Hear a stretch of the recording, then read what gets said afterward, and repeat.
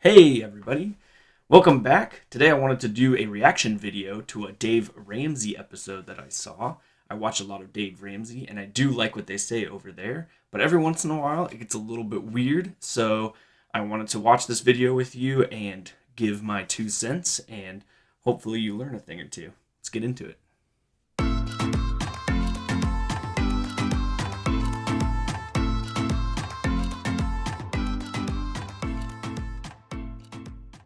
Hey, welcome back to the Wealthy Idiot Show. Before we begin, make sure to like and subscribe. My name is AJ. We're going to watch this video and let's see what they say.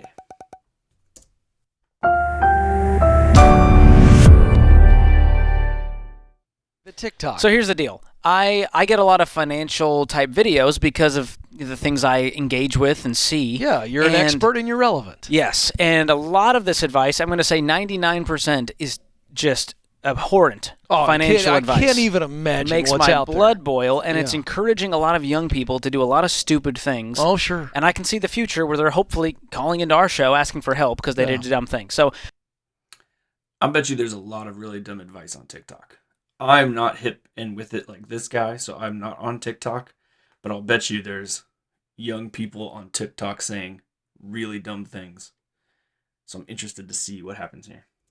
I want to play a video and get your reaction and see what you think about this. So we're going to play a TikTok. We're going to go picture in picture here. This is very exciting. You ready? Very exciting. Roll that beautiful bean footage. Here we go. This is the #1 real estate investing strategy that I use to become a millionaire. Oh, that's a little over the top. Method. Oh, B, jeez. buy a property for a good price or below market value that preferably needs some TLC. Okay. R, So that first one's pretty good. When you buy a property, it should be at least at market price, if not below market value. Okay. renovate Whoa. or repair the property Lot so of that jump you cuts. can make it attractive Take the to fur future off tenants who inside. pay the rent. This is, I call this gap appreciation. Other people call it other stuff. I'm sure there's a more proper name for it. But you buy a property under market value and then you renovate it, preferably, really cheaply or by yourself or something, if you're good at that kind of thing. And when the appraiser comes back through, they'll appraise it for more simply because you've renovated it. So the idea is to put in, like, let's say you buy a property for, let's say $450, and that the fair market value is $500. Well, already you have a $50,000 gap where you just made $50,000 in net worth. Then let's say you put an extra $15,000 into it, and then now it's worth $550. Well, all right. So for $15,000, essentially you went from $450 to $550, right? And you made $85,000 just on that gap. That's what she's referring to here. Well, not only that, but you could also rent it for more. R, rent out the property to a tenant with good credit. Rent it. Oh, boy. R, refi. Oh, jeez. Oh, boy. Once you have revenue coming into your property and you build some equity, you Yep. go back to the bank That's and it. get a Nothing cash could refi. go R, wrong. So, in order to get like a good refi, you got to have someone you have to have a lease. You have to show a lease because the bank wants to see that you are indeed renting it out, and that's now counted as your income. So I don't think you have to show a record of income. You just have to have a signed lease and someone actually living there. Then you've added, value with your with your renovations and that gap by buying it under market value. So when you go back and you go to refi and you get a new appraiser to come through and look at it, the appraiser is going to look at it and say, okay, this is now worth $550, like we said. So when you refi it, you can get some cash out of that refinance. So let's say for a $450,000 loan, let's look that up real quick. So for a $450,000 loan, if you put 25% down, that's $112,000. You almost can get your $112,000 back.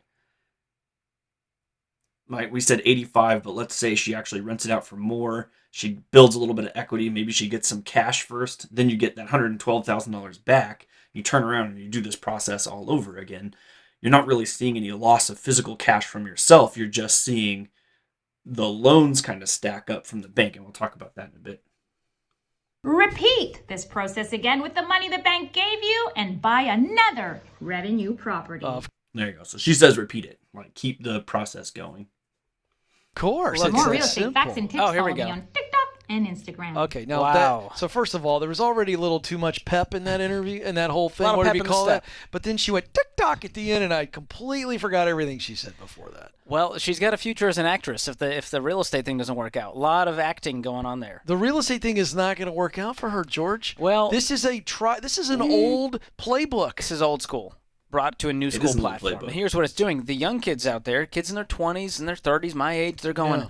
this is my path because I am saddled with student loan debt. I'm Yeah. living off credit cards. I've got a car payment. I need a way to make a lot of money fast. Go into debt now, even more debt, and then sell it. Oh, no, rent it to a renter, It's a then repeat the foolproof process. plan. She basically said, go into debt, have somebody rent it, and then repeat the process.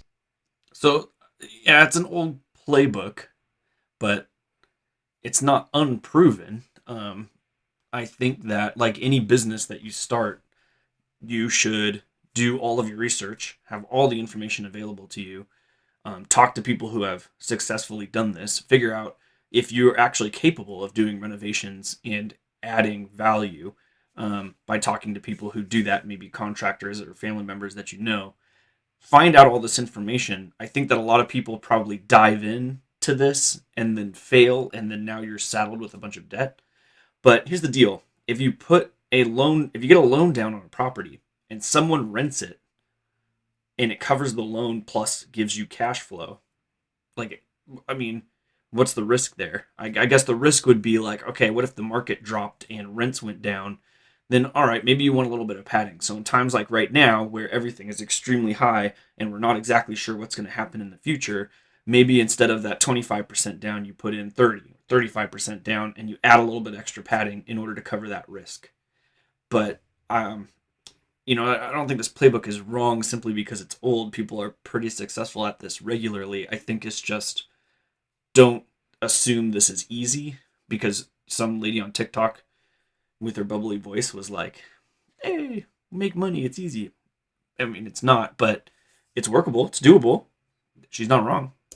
Go into more debt. It and reminds build up more me renters. of a young Dave Ramsey pre-bankruptcy. See, this is my point. This is what Dave did. But this isn't what Dave did before. So what Dave did before was he took out a bunch of adjustable rate loans based off of what the current interest rates were provided by the Fed, and put as little down as he humanly possibly could.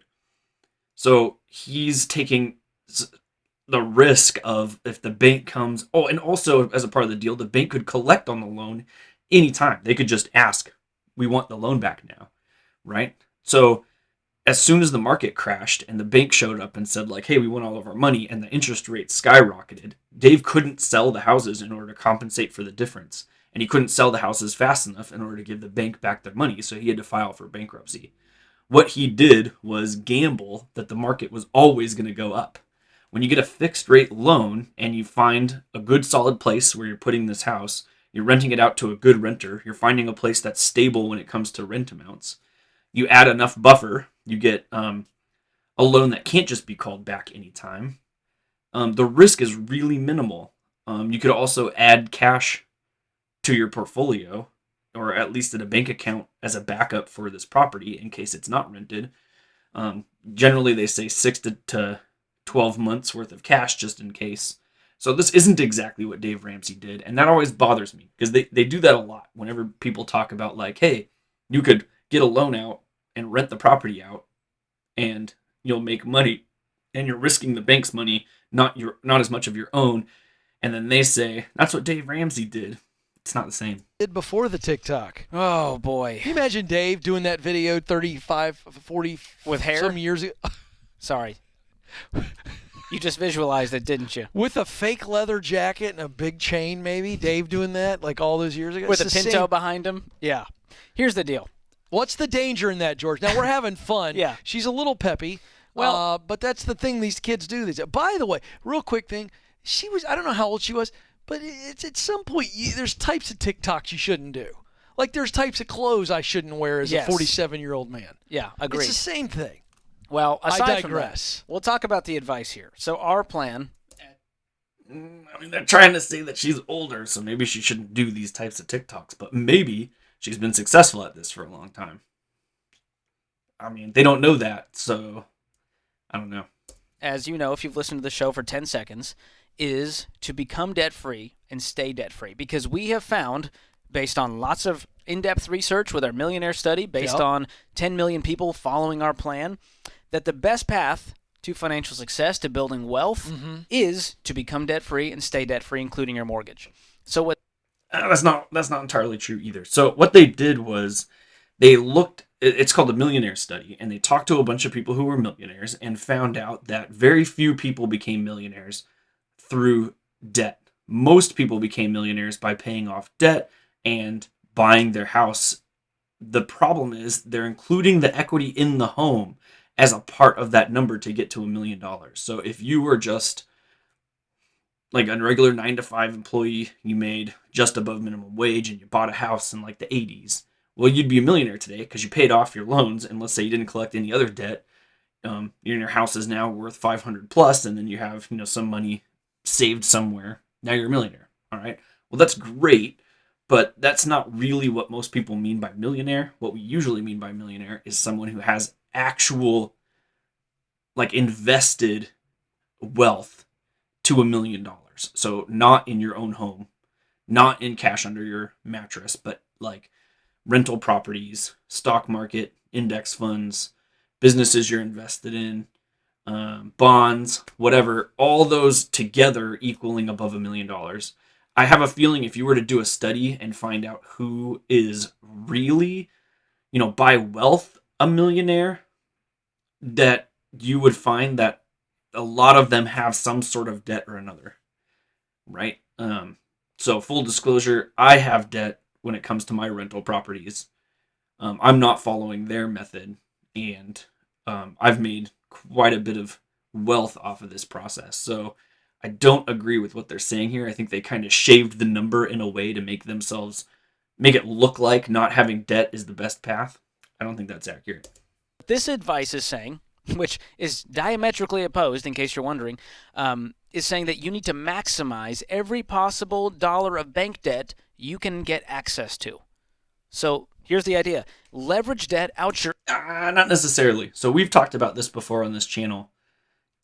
You want to get debt in order to buy assets, but you have to have assets that produce a higher appreciation than the debt it is that you're getting, right? So we would say usually nothing over 4%, right? And then you get a house, and then that is returning, let's say 7%, through cash flow and appreciation. It's higher than the 4%, then you're going to win.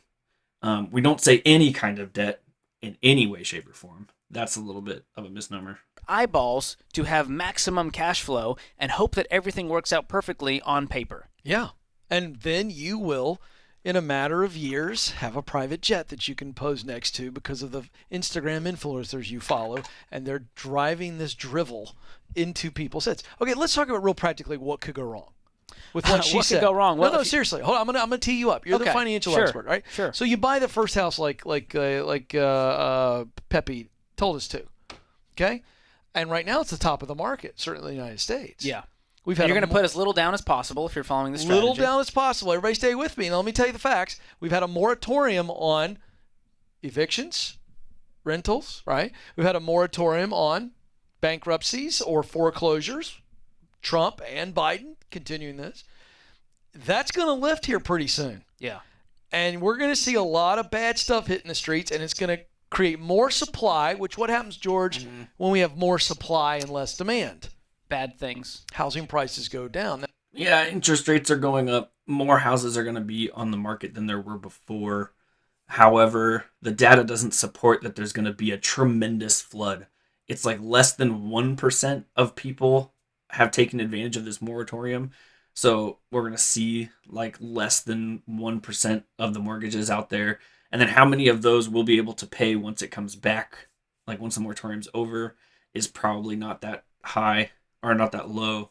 So this isn't like a 2008 situation that they're trying to kind of paint it here like, oh, a whole bunch of houses will all of a sudden flood the market. People won't be able to afford their loans because those are all adjustable rate loans, not fixed rate like we say here.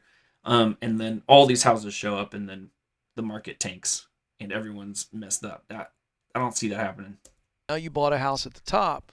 I'm just talking now this worth a thing lot through. less. It's worth a lot less. And you still have that giant mortgage. And yet you still have the mortgage, and you still got to pay for it.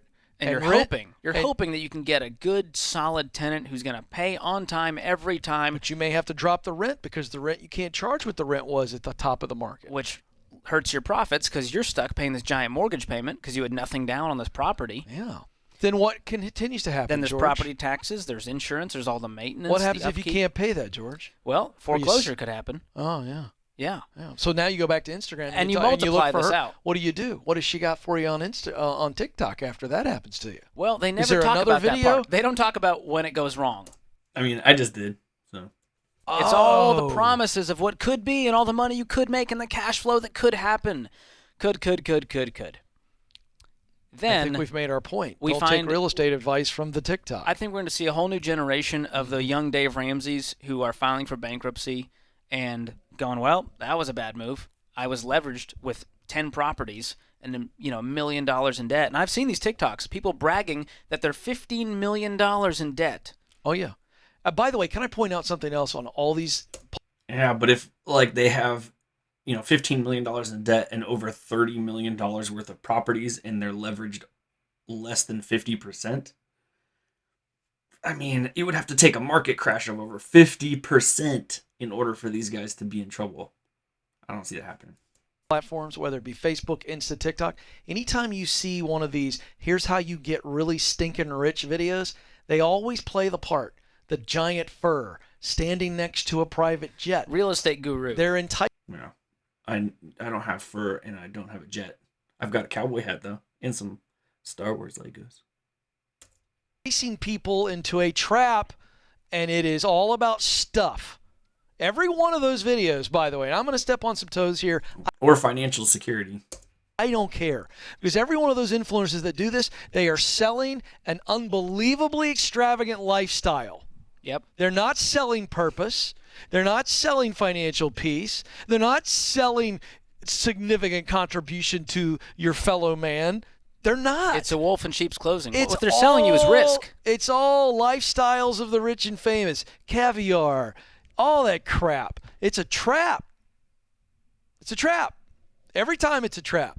They're leveraged out of their eyeballs, and they manage to somehow dodge the bullet. Yep. And they're trying to recreate it, and they're getting rich, not off of their real estate strategies. Off they're their getting courses. rich off of their courses. That tell you how to do it like they did. Oh, there I've gone into Oh, man. I stepped in You it. riled up I Ken. stepped in it there a little bit. I'm not mentioning names. Here's the problem. They're You all see a video over. like that, and you're a 20-something-year-old who's strapped with debt, who doesn't have a great income, who's It not looks doing like the something they fast love, lane, baby. and they go, absolutely, I'm going to do Yeah, this. And sure. they get starry-eyed. They only see the upside, and they're Yeah. delusional about the downside. By the way, there's no hard work in that. It's just go down and get a loan and then play out this 7-step process that Johnny Rich Boy told me on Instagram. And do a bunch of cash-out refis to stay in debt for the rest of your life.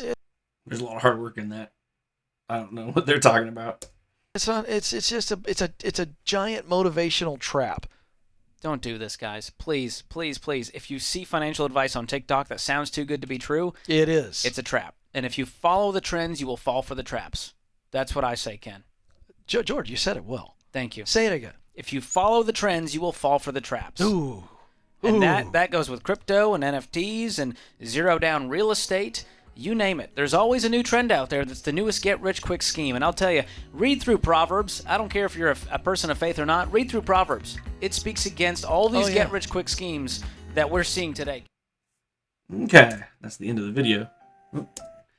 That's the end of the video. So here's my 2 cents, my summary at the end here, I guess you could say. I don't think this is a get-rich-quick scheme. I don't know where they're getting the idea of 0% down. I don't know where you could get an investment loan for 0% down. That seems pretty crazy to me. You have 2 options. You can get a personal loan and live in the home. So if it's a multiplex or just a house where you're living in a room and renting out the other rooms, you can get a personal loan on that. You have to live there for a year, and then you can move out, and you get to keep the personal loan for the lifetime of the loan. You can get a personal loan and put under 20% you have to have mortgage insurance, and it would be like an FHA loan. And you could get down to 3.5% if you were to do that, but it would still have to be the house that you lived in. If you're doing an investment property, most banks want to see you put down 25%. So I don't know where they're getting the 0. I think that you should put down 25% or higher depending on what the market looks like. On my most recent house purchase, I put down, I think, above 35. It was quite a bit, and I'm getting less, a return on my money because like my cash flow is good because my mortgage is lower, but the actual return for the amount of money I put down is less.